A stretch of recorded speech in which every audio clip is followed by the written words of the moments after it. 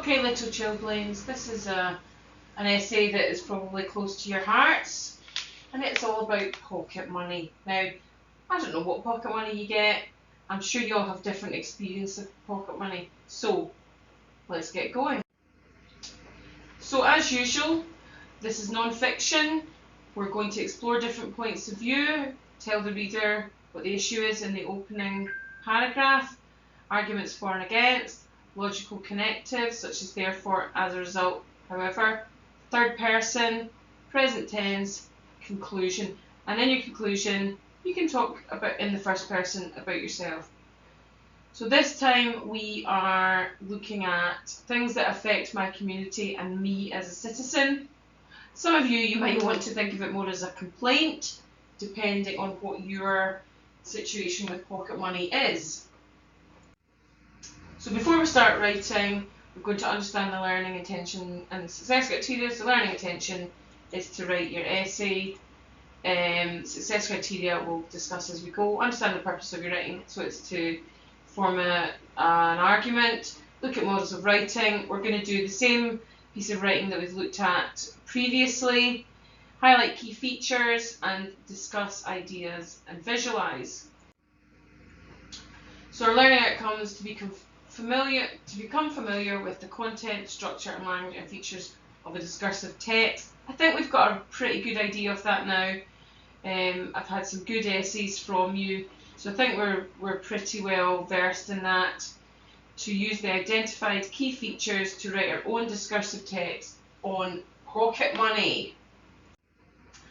So you'll know you're successful if you can describe the purpose of a discursive essay, identify and describe the key features of a discursive essay, and write a discursive essay using the identified key features. So we'll be continuing to go through the key features and then you'll use those to write your essay shortly. What is a discursive essay? A discursive essay is an essay on a controversial topic. Subject. The writer of a discursive essay attempts to present both sides. It can be finished by the author giving his or her opinion or by leaving it open for the reader to decide. So, you're going to frame an argument and it needs to be a balanced argument. That is why you have to have both sides. You have to be able to say that you've explored both sides and come to a conclusion. Usually what happens is you already know before you start writing what your conclusion is. Very occasionally people, when they're writing their essay, will change their minds.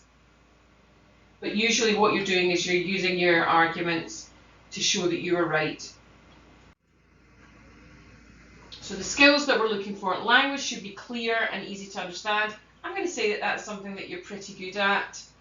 You should have a list of key arguments for and against. Again, that's something that I see good strengths in. You must be able to evidence your arguments. You've been good at that too. And I would say especially good at this final one, keep focused on the subject. I don't think there's been anybody who has wandered off and written anything irrelevant. So that is excellent. So we're going to look at a model text. Look at the example of a discursive essay you have been given. So here is our model text. Is television a benefit to society? You'll get this as a handout. If you want to read through it, you have it there. I'm not going to read through it because we did that in week 1 of our discursive essays. But I will point out again the key features. So the title asks a question: is television a benefit to society? The introduction is clear and simple sentences, and it's got statistics and figures, and it's got questions. Now, when you're writing about pocket money, I want to say again, I do not want you to spend ages searching for facts and figures. What you're thinking about is, how much pocket money do you get? If you've got brothers and sisters, do they get the same amount? Do children who are older get more money? So if you've got older brothers and sisters, do they get more pocket money than you? If you've got younger brothers and sisters, do they get less pocket money than you? that's really as much as your research. You can ask your parents how much they got for their pocket money. You can also take into account here whether or not you need to do things to earn your pocket money. You can ask your friends. This is not something I want you to spend forever researching. So we're using paragraphs. Paragraphs are important. The arguments for the issue with evidence. So you know yourself what is good about pocket money, what is bad about pocket money. Is there anything bad about pocket money? Should you get it as a right? What are the problems? Why would you not get pocket money?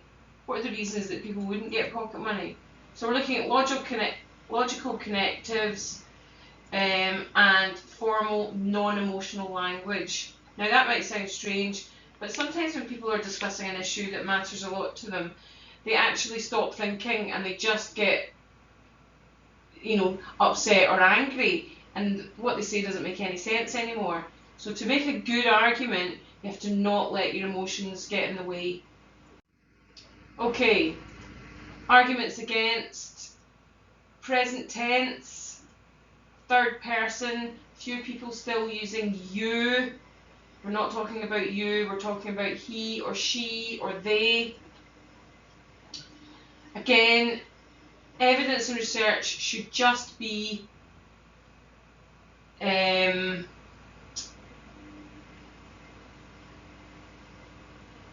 what you do at home. I don't want people on the internet forever trying to find out facts and figures about pocket money. Okay, and finally, the conclusion. You notice here, in conclusion, I believe. Conclusion or summary, author's opinion, first person, conditionals. So if we were to get pocket money, we're less likely to go robbing the banks.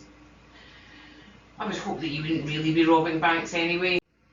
So the title is it should be asking a question. An introduction is clear, simple sentences, arguments for and arguments against the issue, formal non-emotional language, paragraphs. I'm expecting 4 paragraphs, an introduction, for and against, and a conclusion, present tense, third person, statistics and figures, research findings, not hours on the internet research, conditionals, questions, logical connectives, openers, conclusion and summary. So those are the key features of the discursive essay.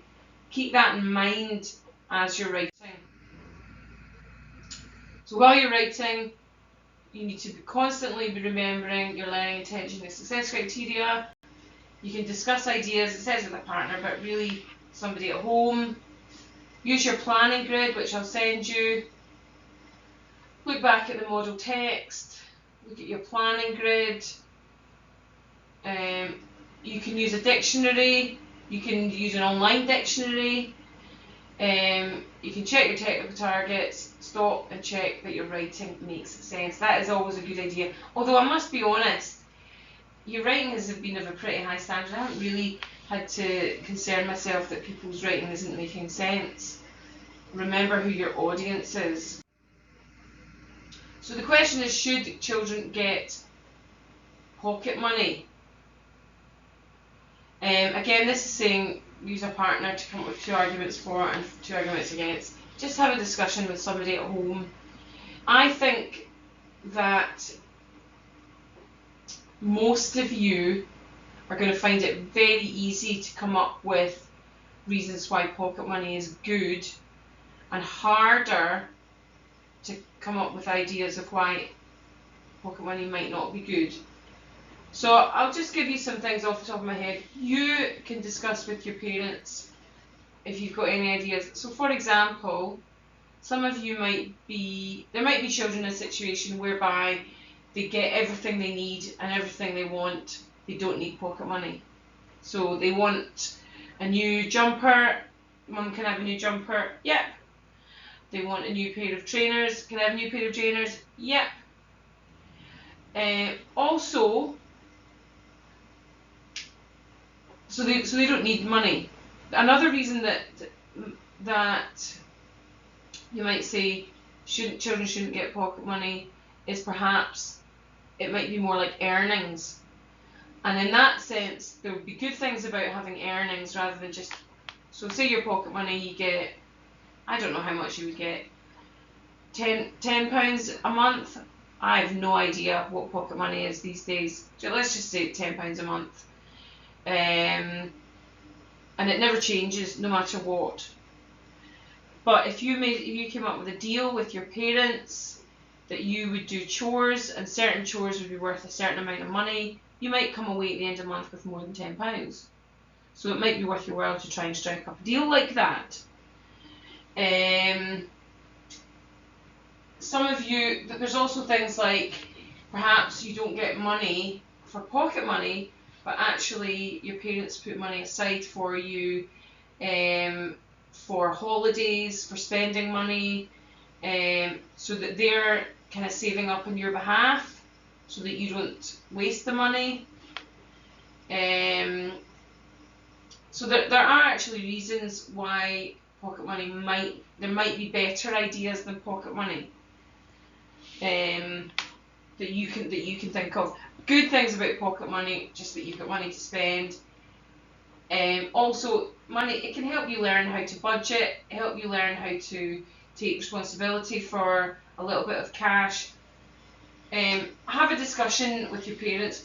You could even ask them why, say it is £10 a month, and I say I've got no idea. You could ask them why is it that amount? How did you decide to come up with £10? And if there's a difference in amounts with siblings, you can ask them why that is. Why does my big brother, why does my big sister get more than me? You can ask them that and they'll explain it to you, and then you'll know.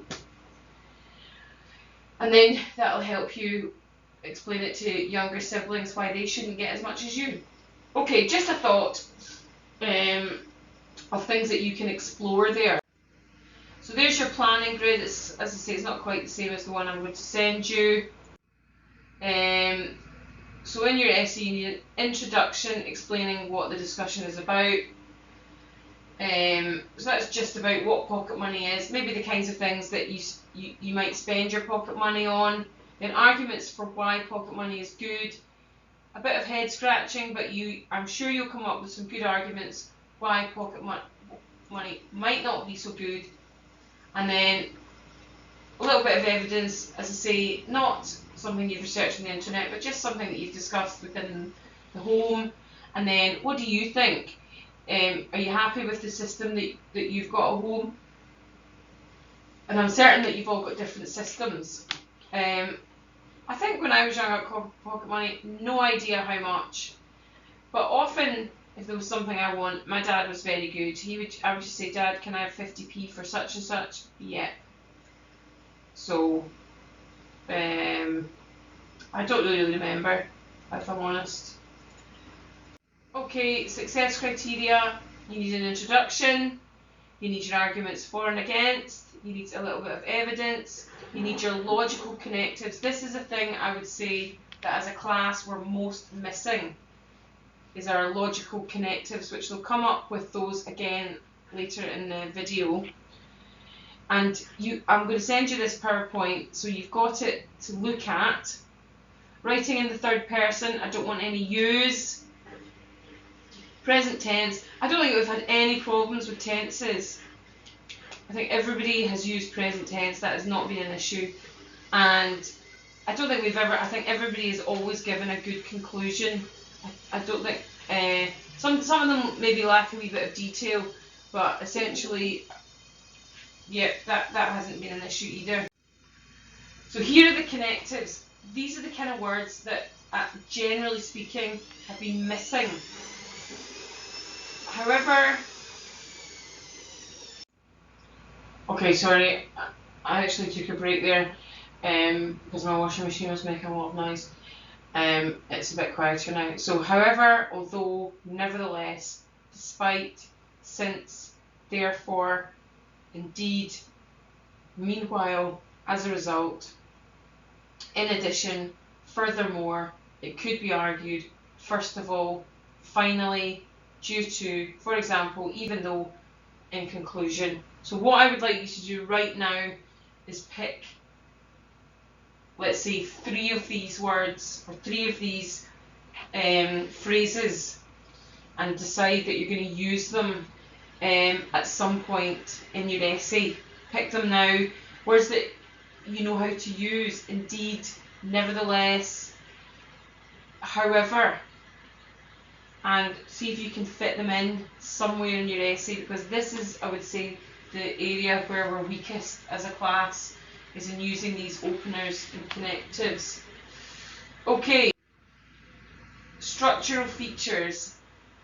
The title, the statement of the issue being addressed, so that is, should children have pocket money? We need paragraphs, minimum 4, arguments with supporting evidence, arguments for with supporting evidence, arguments against with supporting evidence, conclusion or recommendation. You don't need to worry about, well, you could recommend, I recommend that all children have a minimum of £50 a month, because that way they can buy their own car within 2 years. Personal opinion, optional. I think go for a personal opinion. Don't be shy to say what you think. Linguistic features. So we're using present tense. We know all about tenses from our pancake grammar. You could use present tense continuing. We are talking about pocket money.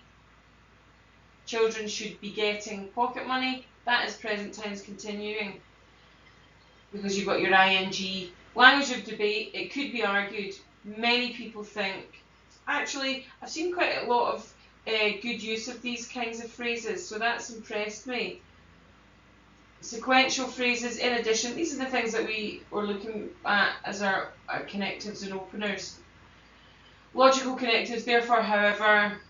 Technical vocabulary. Technical vocabulary here, you're talking about money, currency, spending, monthly, weekly. These are the kind of terms that I would be expecting. Saving, owing, borrowing, these are all money terms. And reasoning language, it may seem that, it might appear that, it seems this way. Conditionals, would, could, might, if. Okay, so a balanced argument, that means you have to give 2 sides, not just your own opinion, but the opposite opinion as well, which is sometimes tricky. Title, simple statement. Should children get pocket money? Short introduction. Don't put any of your views into the introduction, that comes later. Points 4, you can use words like firstly or to start off with. They're saying again that takes 2 paragraphs, because they're saying 1 paragraph for firstly, 1 paragraph for secondly or in addition to. I'm not going to worry about that. I've said this before, 1 paragraph there is enough. Points against, however, on the other hand, others might see it a different way. And again, this is going for 2 paragraphs. Furthermore, in addition to, also, I would keep that as 1 paragraph. You can still use that language even though you've got 1 paragraph. Finally, a conclusion. To sum up, in conclusion, to draw it all together, you can use phrases like that. Or if you want to use the present tense continuing, drawing it all together, we can see that the best way forward is blah blah blah.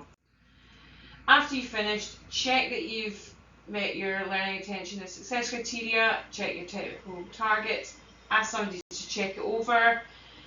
Read.